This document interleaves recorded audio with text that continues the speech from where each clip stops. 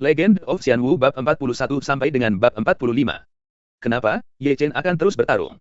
Melihat Ye Chen siap untuk perang lagi, gelombang kejutan di bawah ini penuh kejutan. Kemarahan di penjara, dan tidak diragukan lagi akan dikalahkan. Sepertinya sedang berjuang. Semuanya sia-sia. Aku mengerti berapa lama kamu bisa mempertahankannya. Qi Hao di atas panggung menjadi ganas, dan volley menghancurkan pedang yang tajam. Ye Chen sudah mundur. Ketika dia mundur, dia mengeluarkan EPE Tianjian yang dimasukkan pada platform pertempuran. Pound. Pedang Qi Hao terbelah di langit dan dipicu. Tanpa perlindungan tubuh yang nyata, lengan Ye Chen sakit karena syok, lalu tenggorokan manis dan darah keluar. Mati. Tubuh Qi Hao terbang, dan dalam sekejap mata, pedang menembus udara lagi. Anehnya, Ye Chen tidak menghindar. Itu berceceran darah lagi, dan tubuh Ye Chen tertusuk. Dan pada saat ini, sekali lagi menggenggam pedang pembunuh dengan darah dan daging, dan tangan kanan muncul lagi. Hanya saja kali ini, Qi Hao siap, mengangkat telapak tangannya dengan lembut, dan memegang kepala Ye Chen, yang benar-benar di penjara, tidak memiliki kekuatan serangan di matanya. Ini terlalu lemah. Qi Hao tersenyum, dan Ye Chen gemetar dengan satu telapak tangan dan mundur. Apakah kamu masih mati kali ini? Zhen mundur dari Ye Chen, dan Qi Hao hendak membunuh dengan pedangnya yang berdarah. Namun, tepat setelah mengambil langkah, ekspresinya berubah tiba-tiba. Dia jelas merasakan kekuatan yang kuat meledak ke dalam tubuhnya, memenjarakannya dengan kuat. Bagaimana ini mungkin? Dia melihat pesona surgawi yang akan masuk ke dalam tubuhnya, luar biasa. Ye Chen juga memiliki kutukan Tianling. Kutukan Tianling sangat berharga. Bisakah dia membelinya? Sudah berakhir, Qi Hao juga terkena kutukan Tianling. Itu indah. Xiong Er tidak bisa menahan diri untuk tidak mengeluh, dan kepalan daging kecil yang bersemangat itu mengepal erat. Di mana dia berasal dari kutukan Tianling? Su Xingyue ketakutan, dan tampaknya Ye Chen juga memiliki kutukan Tianling, yang benar-benar melebihi harapannya. Ini tidak mungkin. Qi Hao menggeram di atas panggung. Aku berkata, tidak ada yang tahu siapa yang dilahirkan atau siapa yang mati. Beberapa kaki jauhnya, Ye Chen berdiri dan memandang Qi Hao dengan mencibir. Bagaimana kamu bisa memiliki kutukan Tianling? Mata Qi Hao berwarna merah darah, menatap Ye Chen. Apakah ini penting? Ye Chen perlahan-lahan mencibir, yang penting adalah adil sekarang, kamu tidak marah, aku tidak marah, pertempuran yang sebenarnya baru saja dimulai. Mendengar itu, Qi Hao melangkah mundur tanpa sadar. Ya, dia tidak marah. Jadi, apakah dia masih lawan Ye Chen? Berpikir tentang pertempuran jarak dekat Ye Chen yang dominan, Qi Hao masih memiliki kepanikan di matanya. Dia terlalu mengandalkan Qi dalam beberapa tahun terakhir. Dia telah berlatih taktik pertempuran paling dasar. Tanpa Qi, di mana lawannya? Bertarung. Ye Chen berteriak keras, melangkah keluar, dan menembak seperti cangkang. Melihat ini, Qi Hao buru-buru mundur. Bisakah kamu melarikan diri? Suara dingin itu mengikuti angin, Ye Chen sudah membunuhnya, dan dia melambai dengan tinju. Naluri tubuh manusia memungkinkan Qi Hao untuk memblokir. Namun, dia tidak bisa lepas dari penindasan pertarungan sombong Ye Chen lagi. Itu tidak membantu bahwa dia menggeram. Namun, sama seperti Ye Chen menunjukkan kekuatannya yang kuat, seorang murid putih Ren Yang Feng tiba-tiba menghantam panggung. Murid putih tidak tinggi, tetapi ia memiliki rencana yang baik, mengetahui bahwa Ye Chen benar-benar di penjara pada saat ini, dan kekuatannya sangat berkurang. Dia ingin mengambil kesempatan ini untuk menghancurkan Ye Chen. Mati. Para murid berbaju putih tampak muram dan mendorong dengan satu telapak tangan, tidak pernah meninggalkan apapun di belakang. 4 Kies, apakah kamu pantas menerimanya? Dengan napas dingin, Ye Chen mengusir Qi Hao Jiu, lalu tiba-tiba berbalik, seekor kera melompat, dan lolos dari kekuatan murid kulit putih. Tembakan slapstick oleh murid berwarna putih. Para murid di bawah terkejut untuk sementara waktu. Bahkan jika mereka di penjara, Ye Chen masih sengit dan abnormal. Dalam keterkejutannya, Ye Chen sudah menyeret satu kaki murid itu dengan pakaian putih, dan menghancurkannya di platform pertempuran dengan ganas. Pikiran Ye Chen, sedini saat Qi di penjara, ia berharap murid-murid Ren Yang Feng membuat serangan mendadak. Untungnya, murid Yang Feng yang datang untuk membantu di Feng Yuntai kali ini, kecuali Su Xingyue, adalah bobot ke-9 dari Ningqi, dan kebanyakan dari mereka kurang dari 5 bobot, yang sepenuhnya dalam ruang lingkup yang bisa ditangani Ye Chen. Unta tipis lebih besar dari seekor kuda. Ye Chen termasuk dalam kelompok orang-orang ini. Meskipun dia benar-benar di penjara, kemampuan tempurnya yang sebenarnya masih ada, dan dengan dagingnya yang dominan, tidak semua orang bisa membencinya. Lagi pula, para murid itu bukan Qi Hao. Ada teriakan lain. Murid putih itu dihancurkan oleh Ye Chen di platform pertempuran lagi. Semua organ internal dan organ internal tubuh digeser, sehingga platform pertempuran keras dihancurkan menjadi sosok manusia. Dia tidak marah, berkumpullah. Dengan teriakan nyaring, para murid Ren Yang Feng di bawah, kecuali Su Xingyue, bergegas ke medan perang. Rumput saya. Beruang di atas panggung melihatnya langsung dan sangat marah. Dia berlari keluar dari gada, dan bergegas ke peron. Dia hanya mengangkat kakinya, dan dengan sadar membawanya kembali. Karena, Ye Chen di platform pertempuran sedang berjuang melawan kekuatan. Dia memegang satu kaki murid yang pingsan itu dengan pakaian putih dengan satu tangan, menggunakan dia sebagai senjata, dan berdenyut dengan panik. Siapapun yang membuang murid Yang Feng yang datang ke depan terbang di tempat. Di tempat kejadian, pemandangan seperti itu muncul. Murid Ren Yang Feng terbang dari platform seperti karung pasir. Wow! Xiong Er berteriak. Ini terlalu ganas. Para murid di sekitar menelan tanpa sadar. Ah! Dengan teriakan berikutnya, seorang murid Yang Feng dikeluarkan dari dantian oleh Ye Chen di tempat. Ye Chen. Di bawah panggung, Su Xingyue dengan tegas berkata, apakah kamu tidak takut akan dosa Jie Lutang jika kamu melukai murid yang sama? Membungkam murid yang sama. Ye Chen berlumuran darah, matanya merah, dan dia menatap Su Xingyue, minum. Berperang satu sama lain, kecuali untuk dua sisi pertempuran, tidak ada orang ketiga yang terlibat. Ini adalah aturan pintu sejarah. Saya membunuh mereka di tempat, dan gereja perintah tidak punya hak untuk mengatur dosa saya. Kamu. Dimarahi lagi, wajah Su Xingyue memerah. Itu orangmu, Yang Feng, yang membenci peraturan pintu terlebih dahulu, dan tidak bisa menyalahkanku. Suara Ye Chen bergetar, sangat dingin. Mengatakan, Ye Chen tiba-tiba berbalik, dan Qi Hao, yang baru saja naik, tertegun oleh satu telapak tangan. Melihat ini, mata Su Xingyue memancarkan cahaya dingin, dan dia akan bergegas ke panggung. Su Xingyue benar. Saya menyarankan Anda untuk patuh, jika panah angin tidak akan mengenali siapapun, suara Xiong Er terdengar. Gada di tangan ini telah diganti dengan busur besar.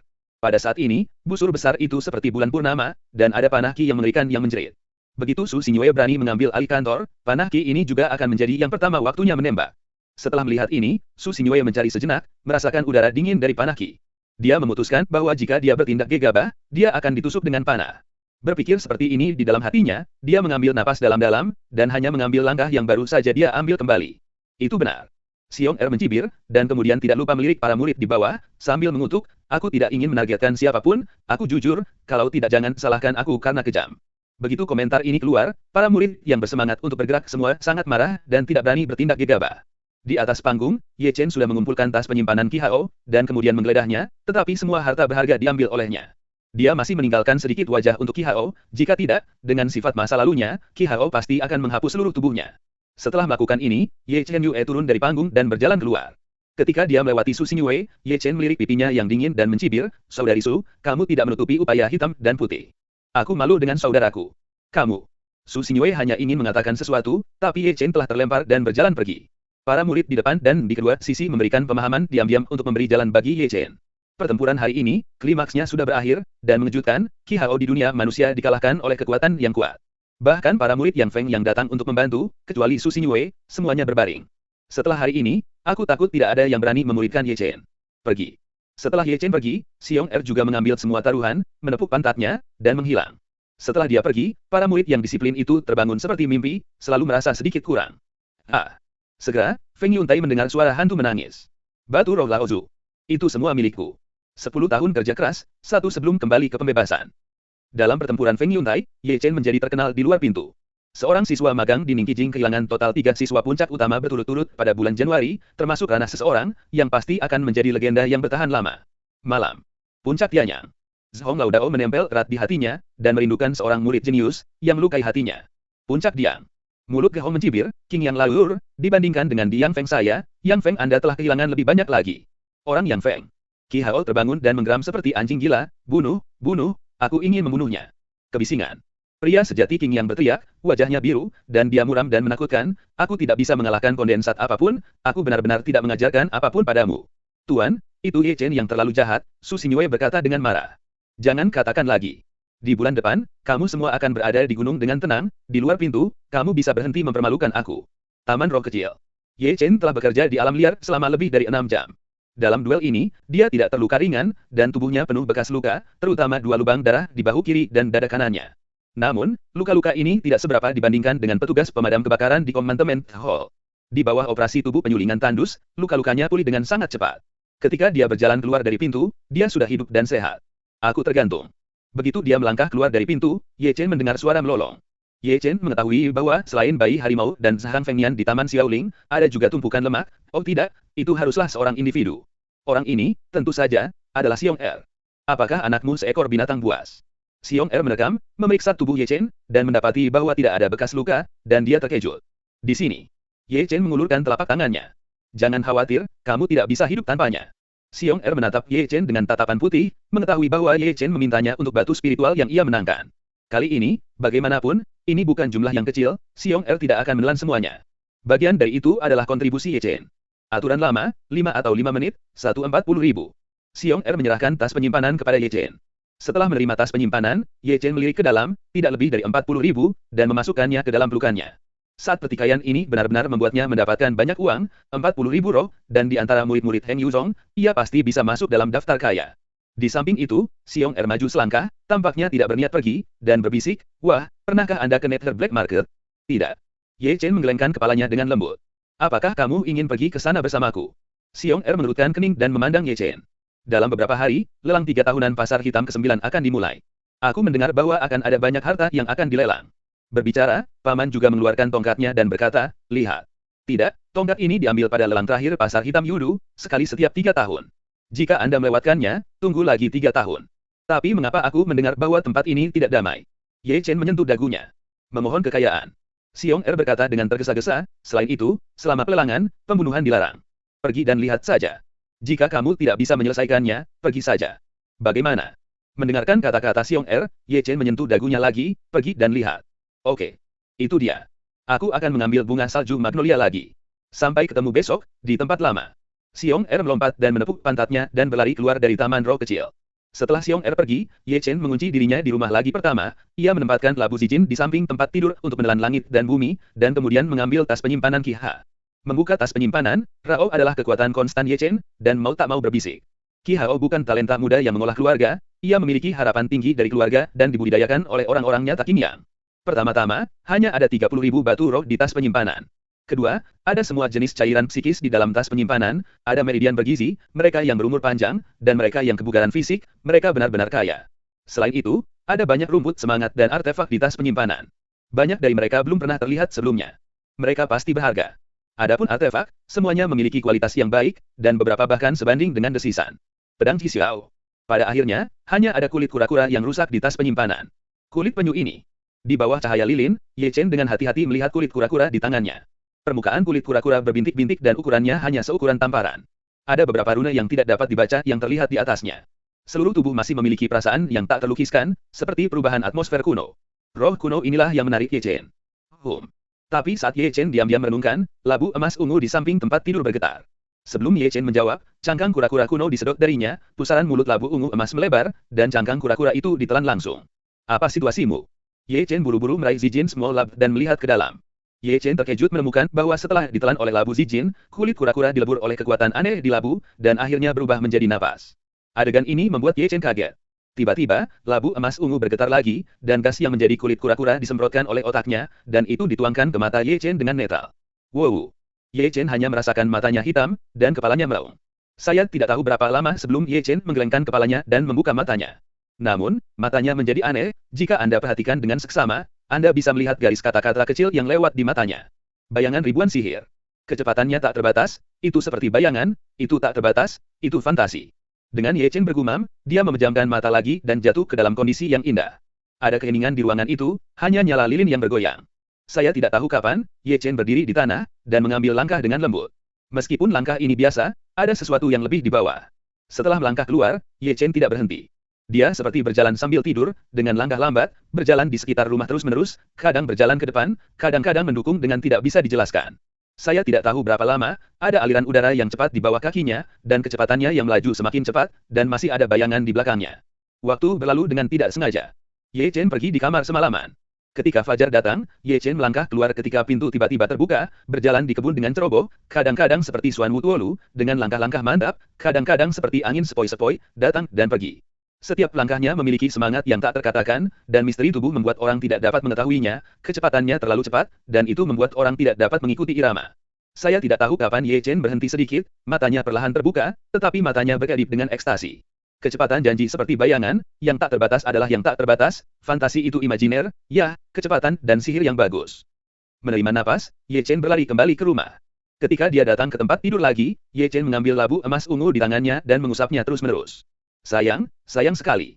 Ye Chen menutup mulutnya dengan senyum, dan diam-diam mengatakan bahwa lebih dari 1000 roh batu bunga hari itu sangat berharga. Dia telah menemukan bahwa cangkang kura-kura kuno berisi sihir tubuh misterius Hoeng Tianhuan, yang ditangkap oleh labu Zijin, sehingga cangkang kura-kura ditelan ke dalamnya, dan misterinya disempurnakan. Apa yang kamu? Kamu masih memiliki kemampuan ini. Memegang labu kecil Zijin, Ye Chen terlihat semakin menyukainya, dan berpikir lebih riang. Labu emas ungu tidak hanya dapat menelan langit dan bumi menjadi cairan aura, tetapi juga menangkap misteri tersembunyi dalam hal yang tidak diketahui, yang membuat Ye Chen merasakan asal mula labu emas ungu yang menakjubkan ini lebih lagi. Bagaimana rasanya aku menghasilkan banyak uang? Ye Chen menyentuh dagunya, api sungguh aku dapat merasakan bayi itu, dan labu emas ungu ini dapat menangkap misteri yang tersembunyi pada bayi itu, ini akan mengirimnya. Memikirkan hal ini di dalam hatinya, Ye Chen mengambil manik roh yang terlihat tidak biasa dari kantong penyimpanan, dan kemudian memasukkannya ke dalam labu emas ungu secara langsung untuk melihat apakah labu emas ungu dapat menemukan sesuatu dari manik-manik roh. Tiba-tiba diisi dengan manik spiritual, labu emas ungu berdengung, dan meludahkannya di tempat. Sepertinya manik roh biasa. Ye Chen mengerang, lalu mengeluarkan belati kecil dan memasukkannya ke dalam labu kecil. Untuk pertama kalinya, ia meludahkannya di tempat. Tidak satu pun dari ini. Setelah menerima belati kecil, Ye Chen mengeluarkan benda satu demi satu, atau roh giok, atau roh yang mengimplementasikan, dan mencoba satu persatu. Pada akhirnya, Ye Chen memasukkan botol batu giok kecil bersinar di dalamnya. Klik. Tiba-tiba, labu emas ungu menghancurkan botol giok kecil langsung ke Fly Ash, dan kemudian menyemprotkan Fly Ash secara langsung. Ye Chen tiba-tiba tersandung. Labu Zijin gemetar dengan ganas, seolah akan memprotes lagi, seolah mengatakan, kamu sial, coba yang lain. Melihat ini, Ye Chen tidak bisa membantu tetapi berkedut. Dia dapat melihatnya dengan jelas, labu Zijin memiliki kemampuan untuk menangkap misteri bayi, tetapi hanya hal-hal yang ditelannya secara aktif, seperti hal-hal yang tidak berguna, dimasukkan ke dalam benda putih. Selain itu, ia juga melihat bahwa labu kecil Zijin adalah spiritual. Dia yakin bahwa jika tidak ada lagi barang di kekacauan, dia akan dihancurkan oleh labu kecil di tempat. Hal kecil, bukan temperamen buruk. Meskipun Ye Chen memarahinya, dia mengambil labu kecil ke dalam pelukannya. Ini adalah harta karun.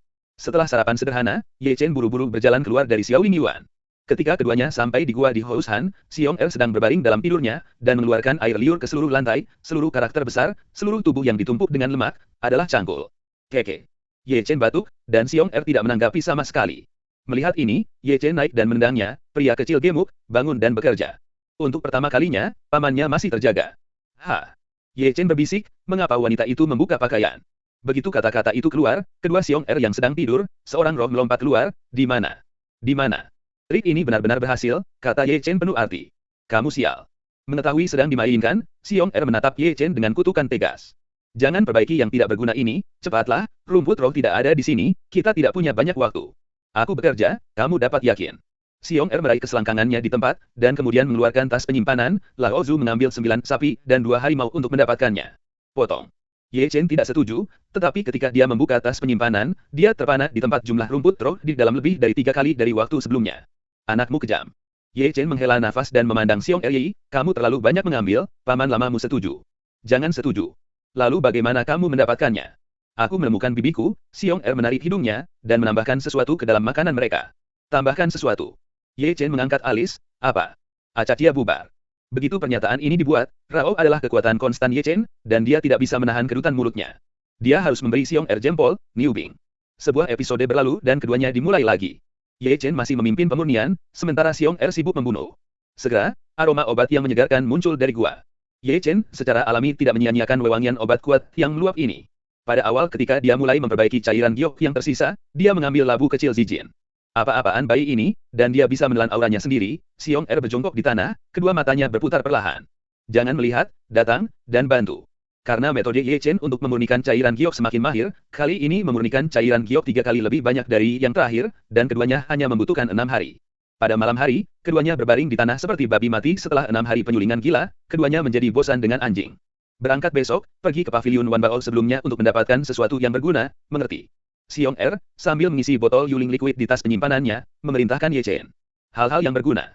Ye Chen tidak bisa menahan untuk melihatnya dan bertanya dengan ragu, maksudmu? Mantra surgawi, dan mantra surgawi. Mata Ye Chen bersinar ketika dia mendengar nama-nama ini. 3 mantra utama Heng Liuzong, pesona Tianling, pesona Tianxing dan pesona Tianlei. Kutukan Tianling adalah segel utama, yang dapat memenjarakan kemarahan biksu untuk waktu yang singkat. Kutukan Tianxing lolos, yang secara instan dapat meningkatkan kecepatan pengguna. Serangan utama kutukan Tianlei, kekuatannya sangat kuat, memiliki kekuatan peledakan gunung. 3 pesona utama Heng Liuzong memiliki kelebihan mereka sendiri dan saling melengkapi satu sama lain, akan ada keuntungan yang tak terduga, harganya juga sangat mencengangkan. Pavilion Wan Bao juga menjual 3 pesona ini. Tanya Ye Chen menatap Xiong Er. Jual, tentu saja. Tianling mengutuk 10.000 batu roh, Tianxing mengutuk 30.000 batu roh. Adapun kutukan guntur, diperlukan 90.000 batu roh, tapi hari ini kutukan guntur terlalu kuat dan dilarang di Heng Yuezong. Tapi itu bekerja di luar. Ibuku patuh, siapa yang mampu membelinya? Ye Chen tidak bisa menahan diri untuk diam-diam menelannya. Heng Yuezong Waimen berjongkok harimau dan menyembunyikan naga banyak, dan banyak dari mereka berasal dari keluarga budidaya. Mereka kaya. Ye Chen memikirkannya juga. Baru kemarin, dia juga menggali 30.000 batu roh di tas penyimpanan Qi Hao. Murid-murid lain dari keluarga yang tidak terkena gunung dan air harus kaya minyak. Meskipun mantra ini mahal, mereka sangat praktis. Xiong Er berkata, ini harus dimiliki untuk pergi. Momen kritis adalah menyelamatkan hidupku. Aku lebih peduli pada hidupku daripada batu roh. Ini benar. Ye Chen setuju dengan sudut pandang Xiong Er. Tidak peduli berapa banyak batu roh yang ada, hidupnya hilang. Dia sudah diam-diam memutuskan untuk pergi ke pavilion Wan Bao lagi sebelum pergi ke Nether Black Market. Dia tidak mampu membeli kutukan guntur langit, dan seluruh dua kutukan roh langit, dan kutukan gerakan langit masih akan baik-baik saja. Pada malam hari, keduanya meninggalkan Houshan. Xiong Er pergi ke Taman Lingchao, dan Ye Chen pergi ke pavilion Wan Bao. Langit malam dalam, dan bintang-bintang yang hancur seperti debu. Ye Chen datang ke pavilion Wan Bao lagi, dan ternyata Hai Zheng menyenandungkan kuer dan minum anggur kecil sendirian. Yo! Seseorang benar-benar datang untuk membeli barang di tengah malam. Melihat bisnis itu, Rami Laut yang besar berdiri, matanya bersinar seperti biasa. Para tetua sangat tertarik. Ye Chen tersenyum dan menyerahkan tas penyimpanan. Laut besar mengambil tas penyimpanan, membukanya dan melirik ke dalam, dan memandang Ye Chen lagi, ini semua diambil dari Qi Hao. Ye Chen batuk, menyentuh ujung hidungnya, dan mengangguk. Melihat ke belakang, lautan besar mengeluarkan sempoa kecil dari lengannya, dan kemudian menghitung setiap item di dalam tas penyimpanan. Pada akhirnya, dia meletakkan sempoa dan meremas kumisnya untuk mengerang, lalu 3 jari terangkat. 30.000 terlalu kecil. Ye Chen menjulurkan bibirnya, diam-diam tidak menggunakan uang dengan segera, dia tidak akan menjual bayi-bayi ini. 33, tidak mungkin lebih, kata Dahai Hai tanpa lupa melirik Ye Chen, tapi itu jelas bukan postur yang akan dijual di wajah Ye Chen. Melihat ini, Laut Besar bertanya ragu-ragu, mengapa tidak 32.000? Tidak lagi. Ye Chen segera menerima tas penyimpanan. Meskipun dia tidak terlalu sensitif terhadap harga, tas penyimpanan Qi Hao lebih dari 32.000, dan hanya alat ajaib luar biasa yang lebih dari harga ini. Melihat Ye Chen pergi, Laut Besar buru-buru meraih Ye Chen, jangan pergi. Tidak, mari kita tambahkan. 5.000. Ye Chen langsung mengutip harganya. Laut Besar 38.000 bukanlah vegetarian, dan mati-matian tawar-menawar. Menghasilkan 2.048. 40.000, tidak lebih. Elder, kamu juga kejam. 47, dengan harga ini, kalau tidak. Kesepakatan. Tanpa diduga, Laut Besar mengganggu kata-kata Ye Chen di tempat. Lebih rendah. Mulut Ye Chen bergerak-gerak, dan jalan rahasia itu tertipu oleh Laut Besar. Kemarilah, 47.000, tidak lebih, kamu. Seringai di wajah Laut Besar mendorong tas penyimpanan ke lengan Ye Chen, karena takut bahwa Ye Chen akan bertobat. Ye Chen hanya mendorong mundur, beri aku 3 kutukan Tianling dan 1 kutukan Tianxing. Itu tidak akan berhasil, itu masih 3.000. Dahai Hai kemudian berhenti. Kalau begitu aku tidak akan menjualnya. Hei, kamu kelinci kecil. Laut Besar itu akan meledak di tempat, tetapi masih menumpuk dengan senyum yang malang. Jadi, jika kamu menambah 2.000 lagi, aku akan memberimu 1.000 batu murah, apa? Aku akan memberimu 500 paling banyak. Setelah dibodohi sekali, Ye Chen juga belajar menjadi pintar dan ditawar untuk mati. Menutup. Tanpa diduga, Damahai menjanjikannya lagi. Aduh, aku pergi. Ye Chen tidak bisa membantu tetapi menampar tangannya menampar keras. Apakah tinggi lagi? Jahe masih tua dan pedas. Ye Chen bekerja keras untuk menurunkan harganya, tetapi dia masih belum bisa bermain di Laut Besar. Tampaknya benda tua ini bisa menjadi sesepuh dari pavilion Wan Bao. Tianling kutukan 3, Tianxing kutukan 1, ambillah. Kali ini Laut Besar mendorong 4 pesona roh ke dalam pelukan Ye Chen. Kemudian, Rami menyimpan tas penyimpanan Ye Chen. Ye Chen, dengan wajah hitam, mendorong keempat jimat itu ke dalam tas penyimpanan. Elder, jangan berjalan di lubang di malam hari. Hei, brengsek.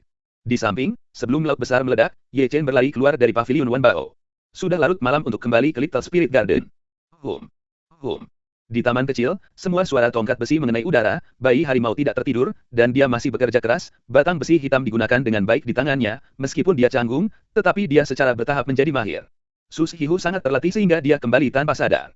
Ye Chen tidak repot, dia berjalan menuju kamarnya diam-diam. Ketika dia memasuki rumah, dia juga melihat bayi harimau yang berkeringat. Tongkat, bayi harimau mungkin ditakdirkan untuk menemaninya.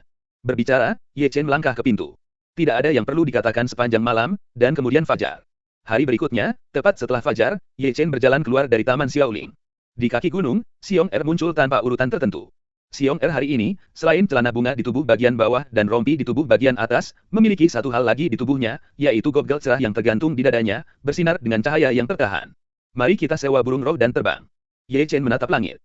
Itu tidak akan berhasil. Xiong Er segera memveto. Yang kuat semuanya terbang di langit. Duduk di atas seekor burung roh yang terbang di langit sangat tidak aman. Dengarkan aku, jauh lebih aman di tanah daripada di langit. Berbicara, Xiong Er mengeluarkan 2 mantra dari selangkangannya. Ribuan rune. Mata Ye Chen bersinar, seolah-olah dia tahu jimat itu, dan bahkan tahu kemampuan jimat itu. Setelah digunakan, dia bisa melakukan perjalanan ribuan mil sehari. Oh, kamu tahu Xing Xing Fu. Xiong Er sedikit terkejut. Sudah mendengarnya. Xiong Er tidak bertanya lagi, dan menyerahkan 1000 jimat-jimat kepada Ye Chen. Letakkan mereka di kakimu dan berikan vitalitas. Pastikan untuk memahami arahnya. Jimat ini sangat cepat. Jangan menabrak gunung. Lihatlah apa yang kamu katakan. Ye Chen melambai dan menempelkan mantra di kakinya. Segera, ia membagi aliran Qi untuk dituangkan ke dalamnya, dan Ling Fu langsung bersinar, dan garis-garis itu tenggelam.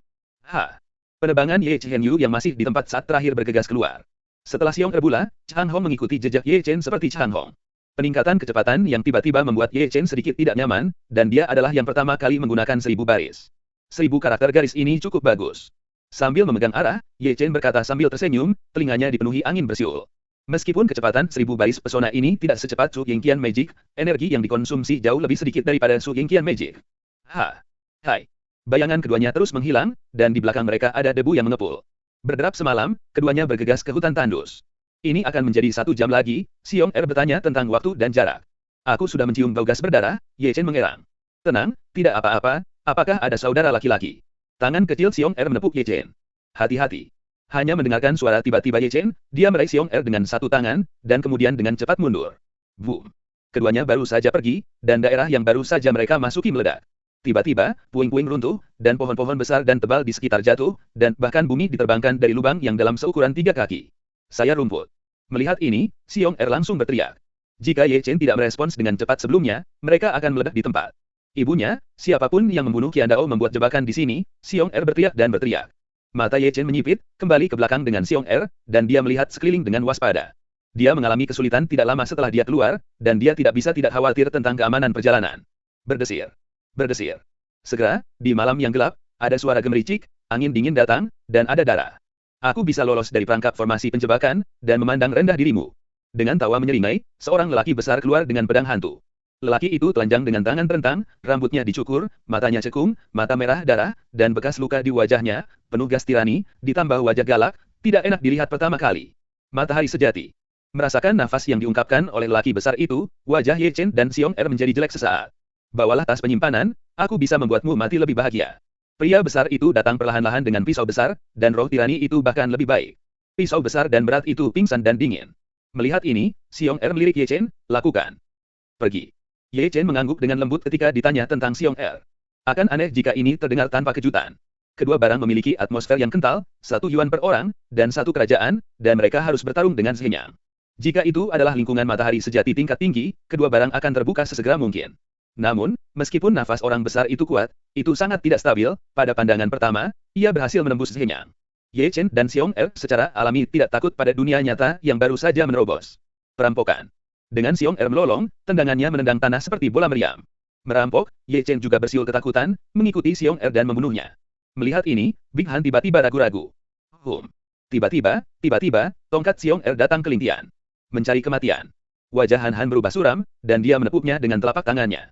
Namun, di matanya, gada yang dihancurkan Ling Tian tiba-tiba menjadi 5 kali lebih besar, mengetahui bahwa itu adalah gada, tetapi tidak tahu bahwa Ling Tian telah menghancurkan pohon besar. Bang! Karena aku tidak pernah menyangka bahwa tongkat sihir itu tiba-tiba akan menjadi lebih besar, dan Xiong Er hanyalah sebuah dunia manusia, membuat pria besar itu terlalu dihargai, sehingga tubuh yang hancur itu lumpuh dan seluruh telapak tangan menjadi berdarah. Namun, meskipun menyakiti pria besar itu, Xiong Er juga terpana dan mundur. Pria besar itu sangat marah, dan segera setelah dia akan menembak, Ye Chen membunuhnya. Cari kematian, dengan marah terdengar, dahan mendorong keluar. Ye Chen bersenandung dengan dingin, semburan api yang tiba-tiba meledak ke tangannya, berubah menjadi cambuk api yang panjang, dan dia diusir dengan ganas. Banting. Suara seperti itu terdengar, wajah dahan dilemparkan tanda darah gelap di tempat. Benarkah?